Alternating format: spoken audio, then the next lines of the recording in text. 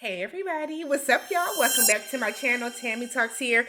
It's been a while, but we are back to talk The Best Man, the final chapters, which has aired over on Peacock. So if you do not have Peacock, which is a streaming service, it's $4.99. Go ahead and get it so that we can support the show because I thought it was beautifully, beautifully done. The original 8 characters, excuse me, 7 of the 8 characters came back. We know that Mia, who's played by Monica Calhoun, passed away in the movie, not the actress. It was a lot of confusion. A lot of confusion on like Instagram and Twitter about that. And it makes me wonder, did y'all not see the movie? She didn't die in real life. She died on the movie. But we're gonna go ahead and talk about The Best Man in entirety. So if you have not already subscribed to my channel, please do so. Hop in the comment section so we can talk about everything that happened with this series, the good, the bad, and the ugly. Here on my channel, I do breakdowns on various TV shows, both scripted and reality, interjecting my own thoughts, opinions, and theories into each and every recap. So that's what this video is going to be about. So, like I said, I thought it was beautifully, beautifully done. I loved everything about it. I feel like the characters, the actors jumped right back in to their characters. It wasn't like, oh no, I'm like, it's giving a different vibe. It's like the continuity, like I feel like none of that was off in terms of the acting. There were some continuity issues, however, with I feel like the ages of these children. So we have Harper and Robyn, who were expecting during Best Man Holiday, which came out in 2013. So it's about roughly 10 years later. Roughly 10-ish years later. But their baby, their little girl, Mia, is clearly like 4. So that bothered me because Mia and Lance's kids grew up, and what's her name? Oh my God, it's not Sydney.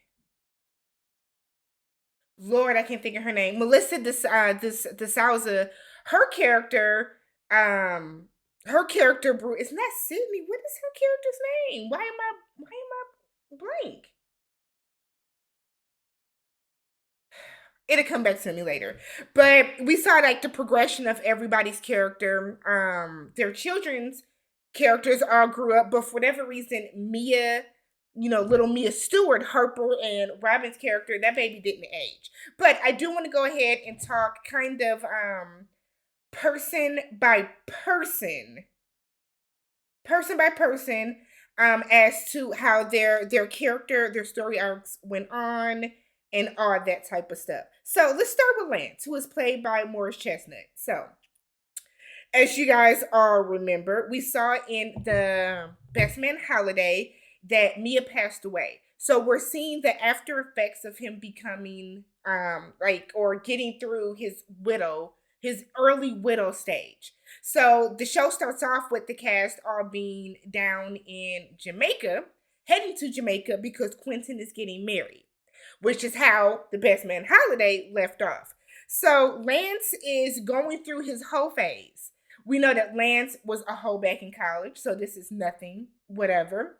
I don't know if I remember if they ever delved on if he was very committed to Mia or if he stepped out on her during their marriage, but we do know that he loved Mia with everything. So he is now transitioning into this whole phase. He doesn't know what to do. He feels kind of lost. This is a man that was married to his college sweetheart, lost his college sweetheart, found out that, like it was so much going on with him. And now he's raising these 4 kids, on his own, 2 of which are girls. So we know that Jordan, played by Nia Long, is the stepmother. I mean, that stepmother is the godmother. But for all intents and purposes, Morris is raising these kids on his own. So his biggest story arc is really him like trying to find himself. So we see him like try to get back in the NFL. We see him trying to get into acting. We see him doing all these different things. And it's like, sir, if you don't go be like a commentator like all the other retired athletes and call it a day. So he does eventually find his footing as like a running back coach where he can give guidance. And because he was, he was somebody big in the NFL during his time. One of his story arcs is him dealing with their eldest son, LJ. So when we first meet LJ, he is like playing football and all this other type of stuff. He's interning for Jordan. And I'm like, okay, chip off the old block. He's following in his father's footsteps. Meanwhile, LJ himself is he identifies as non-binary, which we find out because Nia Long's character Jordan tells him, look, you don't have to wear your school uniform to the office. You can just, come to the office. And he came dressed, honey, the way that he came in them that expensive Fendi and Ferragamo and all the other stuff he was wearing. And that's when we find out that, oh, okay, because we saw him like packing some platform boots. So part of Lance's storyline is him coming to grips with my son is not the macho manly man football playing guy that I was and that I want him to be. So we get this situation where it comes out at a party, at the New Year's Eve party, that, he's up there with makeup on and he's dressed and him and Lance get into it. And it's basically Lance being like, no, wipe that shit off your face. We're not going to do that. Lance is praying to heal him and all this other type of stuff. And while people were kind of upset with the direction that Lance's character took, that's a very real reaction that a lot of parents have, unfortunately. So while there are a lot of parents that are very very understanding with their kids, with their sons, a lot of, if whether they want to transition or if they just don't know what they want to do just yet, they're okay with that. But then there are some instances like this one where you just don't know like how the parent is going to react. So everybody knew aside from Lance, and Lance just couldn't deal with it. So Lance is dealing with that while seemingly sleeping with all these other women. And then he kind of sees something different in one of the hotel staff down in Jamaica when they were there for Quentin's wedding. And you can tell that they built like a genuine friendship. It might have started initially with him wanting to sleep with her, but because she told him, "Oh, I'm engaged," they conversed more. They had more conversations. They hung out a little more. They got a little deeper. They would go running together. So he kind of formed this relationship, this friendship with her. And then towards the end of the movie, we do see that she ends up moving to New York. I said, "Oh, you just happened to take a job in New York." So we see she moved to New York and then they do end up together. So Lance's ending, I didn't mind it. I didn't mind it. I didn't mind it. I would love to actually see him with this woman and to see how he is in a different type of marriage. Because the first marriage with Mia, college sweetheart, we know he cheated on her all up and through college. We know that Harper slept with her back in college. So I'm not saying that their marriage was like tainted, but it's going to be very different to this marriage where it's a fresh start. She's not a part of the friendship group. You know what I mean? Like it's gonna have a different vibe, a different feel to it. So I know there's no spin-offs or anything like that planned, but I would have loved to see them kind of even as like extra scenes at the end speed ahead because it doesn't even type up like what anybody is doing at the end. It's not like Lance and I can't remember the hotel lady's name. They go on to marry and have two more kids, or like none of that ever comes out. We never see anything about that. So then we have Jordan. Jordan has not changed. All right. So from 2013, when Jordan was a workaholic, still single, can't keep a man, really doesn't want to keep a man, and nothing has changed with her. So her whole thing is she is still very much a workaholic. She's no like she's single, but because she is working so hard, I think she's like heading that TV studio or heading to programming, but because she is working so hard, she's now giving herself these migraines that are causing her to like momentarily lose her eyesight. Stress, overworked, not taking care of yourself. That's what that's coming from. So we still see that her and Shelby are still tight. She's still very involved with Lance's kids, which is great because she is their godmother. And I think a lot of people don't really realize what it means when you accept the godparent role, right? A lot of people think of it, oh yeah, I'll pop up on a couple birthdays and I buy the gifts that your parents won't buy you. Like that's not what it is. Like for some people that take godparents very seriously, if something were to happen to the parents, they're saying, I want you to take care of my kids. You know what I mean? Like my godparents was my mom's sister and was my dad's brother who did pass away. So something would have happened to my parents, when I was a young age, that I get the understanding would be that I would either go, with my aunt or my uncle, and they would help, they would raise me. Godparents are also supposed to like rear the child during, those pivotal years. So the fact that Jordan is still very much seemingly a part of those kids' lives, fantastic. So we see Jordan get hooked up with Terry Silver from Power. Now I know y'all could have found a better looking man for Jordan. I was so mad about that. So Jordan is like talking to Demetrius, who is apparently a blast from the past, while still we know Jordan has always been lurking in the background, waiting for Harper to become available, right? We all know that we don't get that happy ending with them, but we know that she has been waiting and pining over Harper. So throughout this, we see her trying to work this out with Demetrius, but I felt like, and Demetrius knew that there was always something that was going to keep pulling her away. And he kind of even told her, look, I have no problem waiting for you, but I'm not going to keep chasing you if every time I get close, you turn and run further. So after Harper has his like premiere for his book, which has been turned into a movie, Demetrius said some like foul shit to Harper, which was probably true, but it was like you saying it as like a hater because you know their story because they all went to college together. So Jordan, in the end, starts to get herself together. She starts doing was she in therapy? She starts going to therapy. She starts doing meditation. She thought she was pregnant at one point, and I think it was kind of in that moment when she found out that she wasn't, that I feel like she kind of was like, damn, I let my life pass me by. I'm what are they, like 45, 46 years old, never been married, don't have any kids. I have all this success, but what do I have to show for it?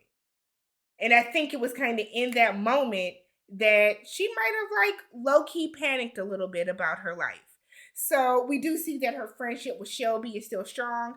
Her friendship with Candace is seemingly still strong, but that friendship with Robyn, we're cordial just because we need to be type of situation. So in the end, we do see that Robyn and Jordan and Harper do kiss, which is like, come on, y'all.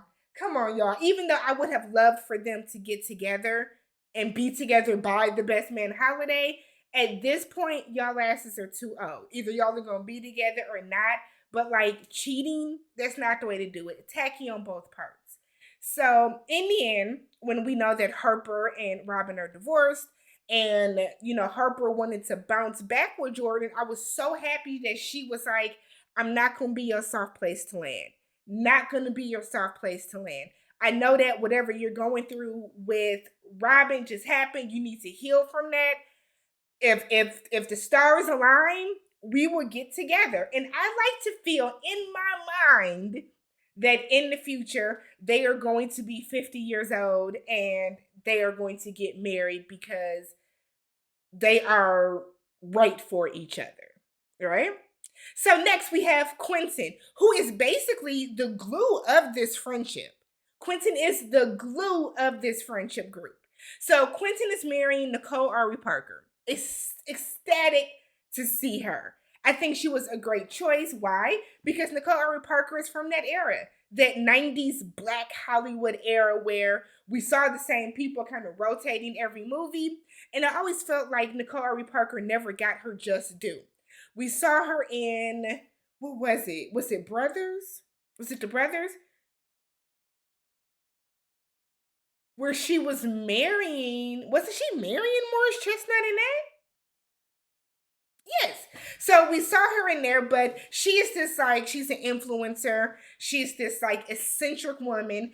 And while they're down at the wedding, everybody can tell that like something isn't quite right with Quentin. He seems different. He seems, he's not his usual self.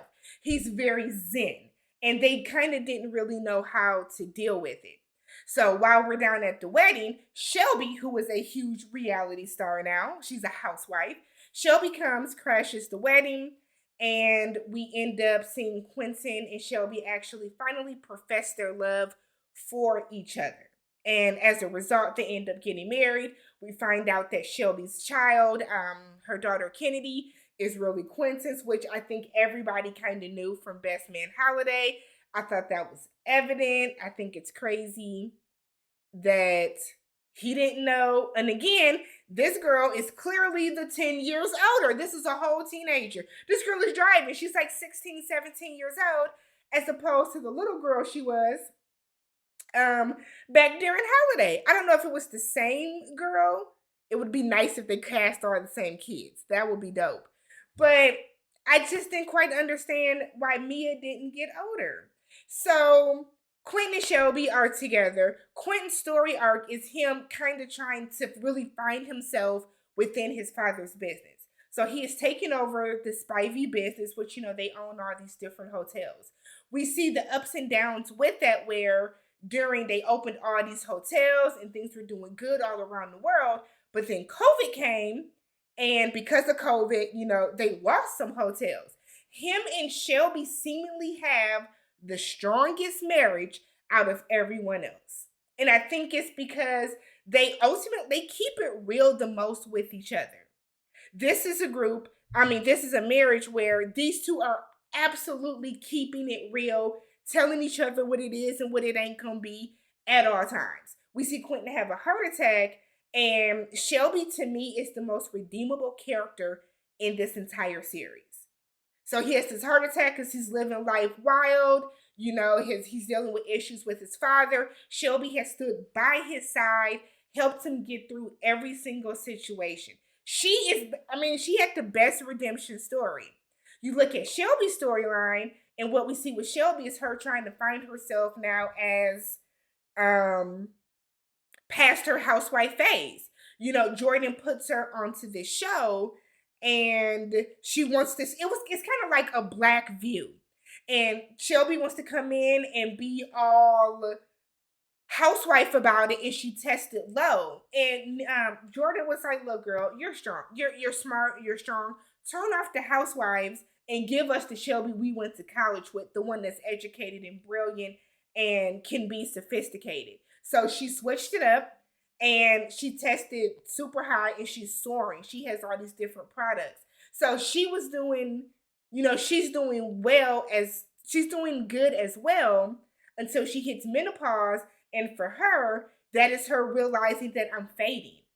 You know what I mean? Like, I really need to find out what I want to do with the rest of my life, what I want my career to be, because I'm not popping on TV like I once was. Meanwhile, they're having the typical teenage issues with their child. She wants her daughter Kennedy to learn the value of $1. Let's not keep buying Birkins and all that kind of stuff like that. So her and Quentin have different parenting issues, but again, they have the strongest marriage.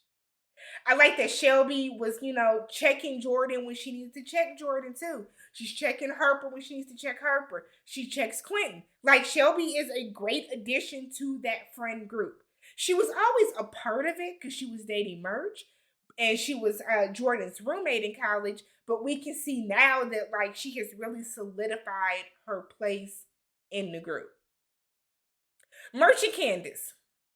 Candace got on my nerves. I didn't like. Candace is one character who I did not care for her. I didn't care for her storyline, and I guess I didn't care for her personality throughout this. I mean, we didn't really see too much of Candace in the first two movies, but I didn't like it. So her entire storyline is her being like obsessed with getting her doctorate because she wants to try like more holistic medicinal care for kids that have anxiety and ADHD. They had one of their daughters has very bad anxiety, so she wants to find a way where she doesn't have to, dope her up with all these drugs, and medications and stuff like that. She wants to find something that's more from the earth. So she's studying like shrooms and stuff like that. So while she's doing that, she is neglecting her family. While she's neglecting the family, Murch, who is initially he's upset that he wasn't the best man at Quentin's wedding, which I guess didn't make sense either. Why would you make it Harper? Harper damn near ruined Lance's wedding for one, but you want to make it, but whatever. That's y'all friend group. Um, so she's like, neglecting Murch, who's obsessed with that. Then she's neglecting like the family with the kids. They're missing different things with the kids. Murch is upset about this damn movie because he doesn't like how he's being depicted. Because he doesn't like the way that his friends are kind of looking at him as somebody who is just super lame and, a pushover and all this other kind of stuff. So he felt the way about that. So he takes up MMA fighting. I said, I'll be damned. Like, Murch got on my last nerve this entire thing. This entire series. I was so irritated watching Candace and Murch scenes every episode. Candace is while she's doing like I said, her PhD focus, trying to get this dissertation done, taking over her life to where she's like fawning kind of over in a very like student teacher kind of way, fawning over her new advisor who ends up like groping her, trying to come on to her. Like, so much happened in that scene. So much happened in that scene. So in the end, Murch is out there fighting and he's good, he's winning. They're still running their schools, but I feel like for them, they didn't have a resolution to the issues they were having.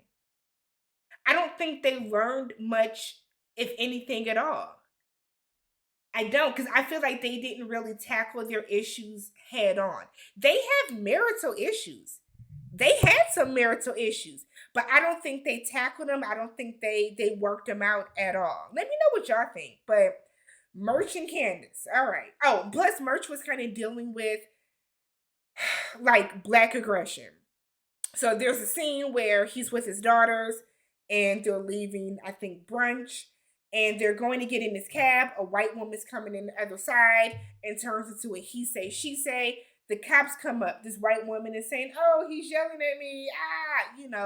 Being a Karen. So like he's dealing with that and internalizing that the entire time.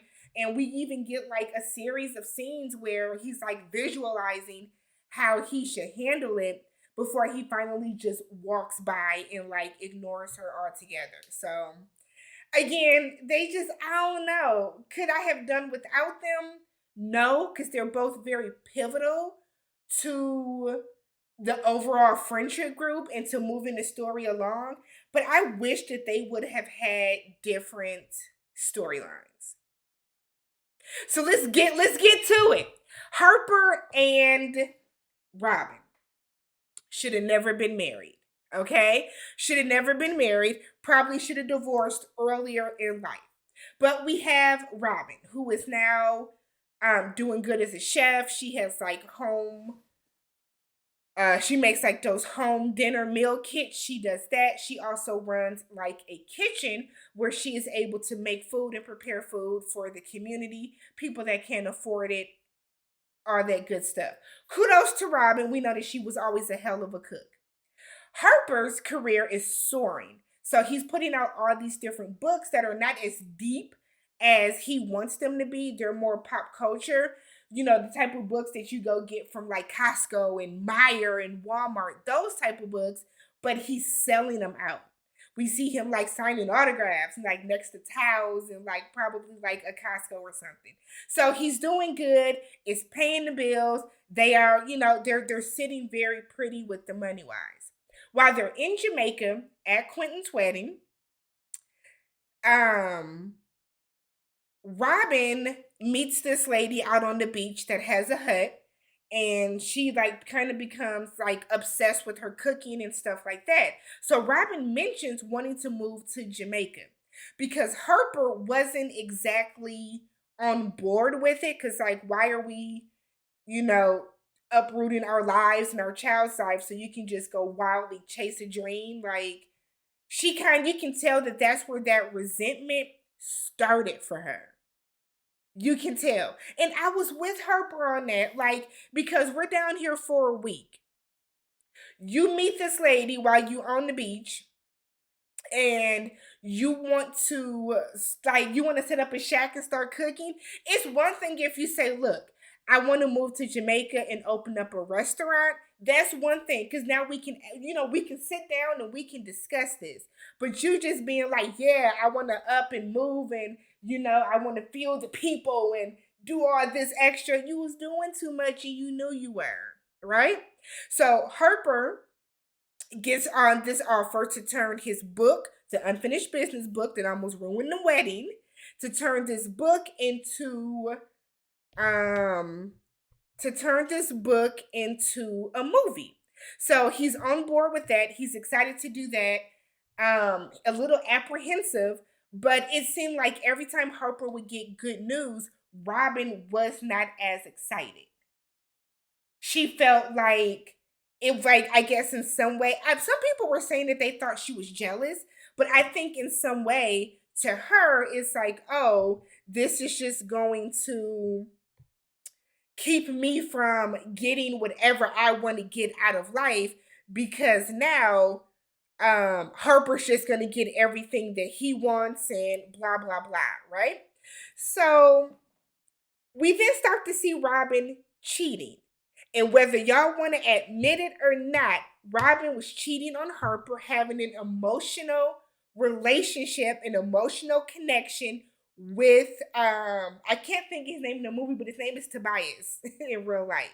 So the guy that was at like the market that would sell the mushrooms. Like the way that she would even talk about him to Candace when they went, the way that she invited that man into her house when Harper was out of town. Like there were a lot of things in their marriage that went unaddressed.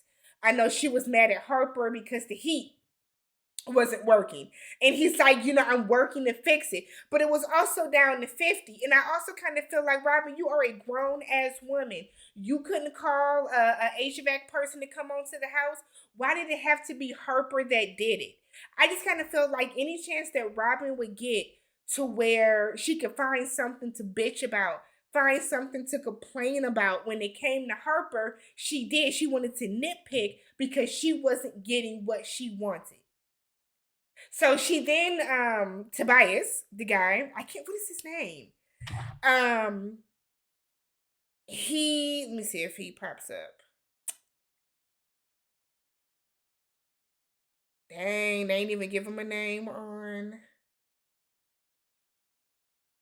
Okay.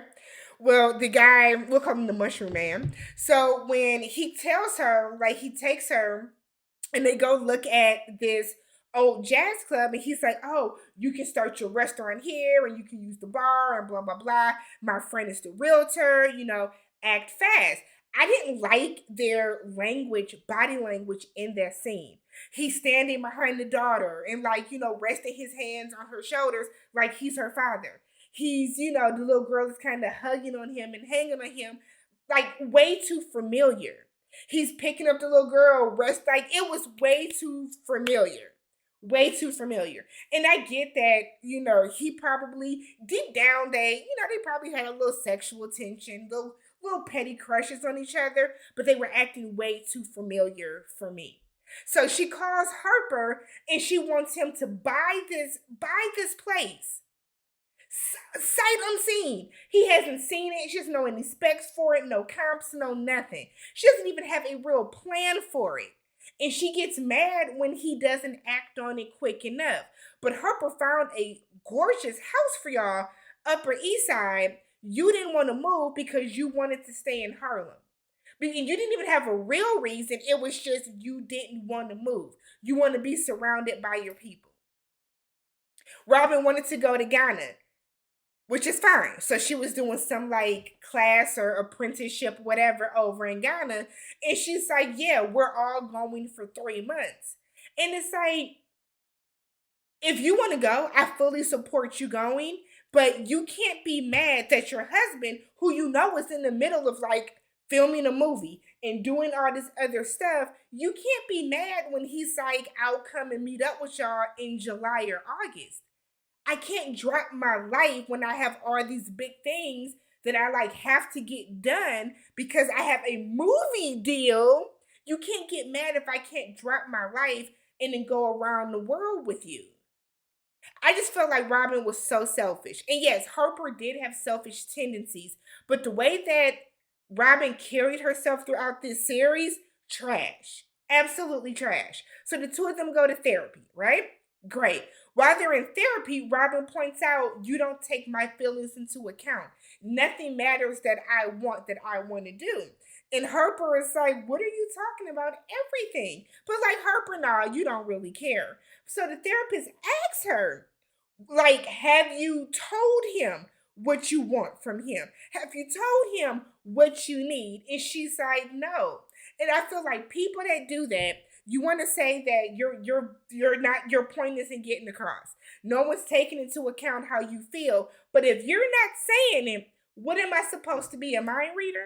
I was on Harper's side with a lot of this because as selfish as Harper is, the way that Robyn handled a lot of this, trash. Trash. So she goes to Ghana. She enjoys it. She comes back. We know that during the movie premiere, initially she said she could not go because she had some type of award or something, some type of banquet she needed to go to. She ends up coming to support. They work out a fabulous compromise. He even leaves his after party to go with her, to show up for her just in time for her speech. His friends text him and say, hey, we're meeting out at this bar. Come out for some drinks. Robyn has to stay behind. So she's like, oh, I have to stay behind. But you should go celebrate your big night. Harper goes. Nobody shows up but Jordan. That should be innocent enough, right? But they're like, oh, let's go for a walk because I done had enough drinks. I said, have you? You had enough cocktails, but you ain't had too many cocktails that you can go for a walk. So while they're walking, they're reading reviews and they're not the greatest. Harper's feeling away. They somehow decide to go to Jordan's apartment in Brooklyn. So they went from Harlem to Brooklyn. So while they're out there, they're like digging up all this old stuff from the past. They had these rubber band balls that had messages in them. They're reading these messages, which are seemingly about each other, and then they end up kissing. It would have gone further if Shelby didn't call Jordan to tell her that Quentin had a heart attack and they were at the hospital. Harper's ass picks up the wrong phone. I would like to know how that happens.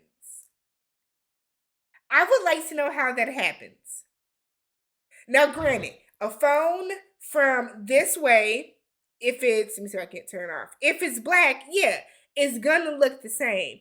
But I feel like if I'm out somewhere, case in point, I was out just the other day, big group of us out, we went out for drinks, everybody's phone is on the table. If a phone rings, you pick it up, you're going to look at the back to see what your case is. You're going to want to see what your case is. But he answers the phone. So Shelby's on some, not only why are y'all together, but why is he answering your phone type shit when he is married? If Shelby wouldn't have called, they'd have fucked that night. They would have fucked. So Robyn kind of starts to put two and two together. Where were you the night of the premiere? What happened that night? Because Lance wasn't there. Quentin and Shelby were at the hospital. He had his heart attack at home. So they weren't there. So she starts putting two and two together. But I also kind of felt like the audacity of you, Robyn, when you have been basically parading your child in front of this man that you're having an emotional cheatation situation with, right? So Robyn wants to get a divorce because she feels that she can't do this anymore. She then decides that she wants to take that baby and move to Ghana. I said, how dare I think that is shitty. It is one thing to be like, we're gonna maybe we'll spend the summer in Ghana or whatever, and then we'll be back. And the way that she did it, she blindsided him. They're at the divorce proceedings, and he's like, yeah, give her whatever she wants. I just want the baby to be comfortable. She's gonna keep the house. And she's like, no, I'm selling the house because I'm moving to Ghana. So for her to spring that on him last minute, that's bogus. And people can say the baby should have been with the mother. Robyn was more available. Robyn did more with the baby. That's all fine and dandy. But Robyn knew she was on that bullshit, and that's why she waited until right then and there to tell him. Because if it wouldn't have come up about the sale of the house, right? Harper would have looked up and that baby would have been gone. So then the baby, the day that they're moving, because they have this huge epic blow up, which I think was a better blow up than these big table scenes that we talk about. The Tyler Perry scene from Why Did I Get Married, where everybody's telling everybody's secrets. The scene from Power Book Ghost, where Mary J. Blige's character Monet gets exposed for Zeke really being her child instead of her nephew. This scene at this it wasn't a New Year's Eve party. It was like the party for before they went to Lance's Hall of Fame, and everybody is busting them at each other because Harper, after finding out that she wants to move their child to Ghana, files for joint custody now, or he filed for custody. And he's arguing with Candace. He's arguing with Shelby. Like, everybody's going back and forth together. I felt that is I watched that scene 3 or 4 times. That is an epic scene to me. And it was after that scene where Quentin and Murch both told him, we told you this shit would happen. But see, Murch, you are a pushover. Because for you to be like, well, just let her take your child and then you can just move, I shouldn't have to move across the world. I just shouldn't. It should have been a discussion. It should have been a discussion. Unless it's going to be, well, the baby is over here with me during the summers then. But see, Robyn's not going to agree to that either. She wouldn't have agreed to that. The absolutely most gut-wrenching scene in that show was when that baby is saying goodbye to her father and she is turned around reaching for her dad. Reaching. And Robyn takes her and basically turns the baby around on some, don't even worry about it, he's gone. And Harper is begging her, please don't go. Please don't. And I don't think he was begging her to stay as his wife, but don't take my baby across the country, across the world. And then at the end, we get the ultimate scene of friendship when Lance and Quentin and Murch come over, and we get this quintessential line that everybody keeps repeating: "Harp, we need a fourth." Like, I just felt like everything was wrapped up so beautifully. The show ended with Harper winning his Pulitzer Prize, and it makes us think that he got with Jordan because that's how it started. So to see everybody be there and be supportive, the baby actually does come to see her dad during that scene. I just thought everything about it was beautifully done. Absolutely beautifully done. Again, I would have loved for them to be like, Harper goes on to write 10 more whatever books, and Murch goes on and do this. We get like glimpses. We see that Candace did get her doctorate. Like, we get glimpses of things, but I would have loved to see, when they put the text on the screen so we can find out more about it. But let me know what you guys thought about The Best Man, the final chapters. Um, let's talk. Whose side are you on? Harper or Robyn's? Let's talk down below. I will catch you guys in the next one.